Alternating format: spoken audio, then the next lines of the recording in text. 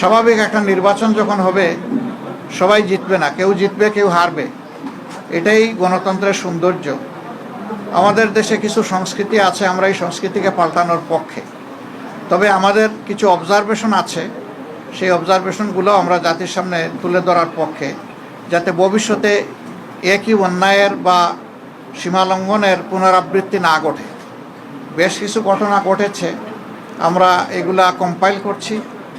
আমরা আমাদের পরিসরে আবার বসবো। আজকে তো এই পরিসরে আমাদের বিস্তারিত আলোচনার সুযোগ ছিল না, কারণ এখন পর্যন্ত বেশ কিছু আসনে আমাদের জানা মতো আমরা এগিয়ে আছি এবং গণনাও কমপ্লিট, কিন্তু স্থানীয়ভাবে যারা রিটার্নিং অফিসার আছেন তারা ঘোষণা দিচ্ছেন না, ঝুলিয়ে রেখেছেন। তা আমরা বুঝতে পারছি না এটা কেন। মাঝখানে আবার ওয়েবসাইটে হঠাৎ করে দেখা গেল যে কে কতটা আসন পেয়েছে সেইটা দেওয়া হলো, মাঝখান থেকে উদাও হয়ে গেল, আবার নাই। আমাদের লোকদেরকে বসিয়ে রাখা হলো দীর্ঘ সময়। এই একটু আগে ওনারা একদম প্রথম পর্যায়ে 10টা 12টা কেন্দ্রের যে ফলাফল সেগুলা ঘোষণা করা শুরু করেছে, সেটা আবার বেসরকারি। তা আমরা সব মিলেই এখন আপনাদের সামনে পূর্ণাঙ্গ কোনো বক্তব্য দিতে পারছি না বলে আমরা দুঃখিত। আমরা দিব ইনশাল্লাহ, আমরা আবার বসবো, আমাদের মধ্যে আমরা এগুলা নিয়ে বিশ্লেষণ করব। আমাদেরও কোনো ত্রুটি ঘাটতি থাকে সেটাও আমরা দেখব। আবার যদি সামগ্রিক কোনো বড় ত্রুটি ঘাটতি হয় তাকে সেটাও আমরা আনবো। আমরা আগেই বলেছি ছোটোখাটো কোনো বিষয় নিয়ে আমরা টানাটানি করব না, এবং পুরানা রাজনীতির সংস্কৃতিতে আমরা ফিরে যেতে চাই না। আমরা ইতিবাচক ধারার রাজনীতি করতে চাই। রাজনীতি যদি দেশের মানুষের জন্য হয়, তাহলে যারা রাজনীতি করবেন তাদেরকে এই কথা মেনে নিতে হবে যে পাশ করার গ্যারান্টি নিয়ে কোনো নির্বাচনও হয় না, কোনো রাজনীতি হয় না। আপনি যাবেন মানুষের কাছে আপনার বক্তব্য নিয়ে, মানুষ যেভাবে গ্রহণ করবে, যতটুকু গ্রহণ করবে, তাকে আপনার অভিনন্দন জানানো উচিত। আমরা দেশবাসীকে যতটুকুই তারা আমাদেরকে সহযোগিতা করেছেন এর জন্য আমরা গভীর কৃতজ্ঞতা এবং অভিনন্দন জানাই। আর আমরা আশা করছি যে খুব দ্রুতই সরকার তার অফিসিয়াল রেজাল্ট পাবলিশ করার সাথে সাথে আমরা আবার আপনাদেরকে কষ্ট দেব। তখন আমরা আমাদের চূড়ান্ত দৃষ্টিভঙ্গি জাতিকেও জানিয়ে দেব, আপনাদেরকেও জানিয়ে দেব। তবে আপনারা আশ্বস্ত থাকতে পারেন যে আমাদের দৃষ্টিভঙ্গি হবে ইতিবাচক ধারার রাজনীতি, কল্যাণ ধারার রাজনীতি, মানুষের জন্য রাজনীতি, দলের জন্য রাজনীতি নয়।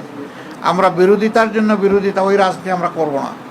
আমরা কোরআনের একটা মূলনীতি আছে, তাওয়ানু আলাল বিররি ওয়াত তাকওয়া ওয়ালা তাওয়ানু আলাল ইসমি ওয়াল উদওয়ান, যে তোমরা ভালো কাজে সহযোগিতা করো, আর কাজটা যদি মন্দ হয়, অকল্যাণকর হয়, তাহলে তোমরা তার বিরোধিতা করো অথবা তোমরা সহযোগিতা থেকে বিরত থাকো।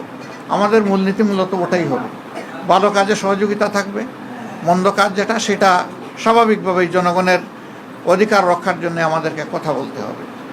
আর আমরা আশা করছি যে বিস্তারিত খুঁটিনাটি বিষয়গুলো আমরা কালকের মধ্যে বা পরশু দিনের মধ্যে হয়তো বা পেয়ে যাব। এ সময়ের ভিতরে সরকারও নির্বাচন কমিশন আশ্বস্ত করেছে যে তারা 13 তারিখের ভিতরে রেজাল্ট দিবেন। আমরা সেটা দেখার অপেক্ষায় আছি, তারা দেন কিনা। যদি দিয়ে থাকেন ভালো, না দিয়ে থাকলে আমরা সঙ্গত সীমা পর্যন্ত অপেক্ষা করব। কিন্তু এই যে কিছু আসনে ইঁদুর বিড়াল খেলা, এমনকি ঢাকা 8 আসন এখনও ঝুলে থাকবে কেন, সেখানে কি হচ্ছে এটা আপনারা সাংবাদিকরা জানেন। এই বিষয়গুলো কিন্তু সুস্থ ধারার রাজনীতির পরিচয় বহন করে না, এগুলো অসুস্থ ধারার রাজনীতি।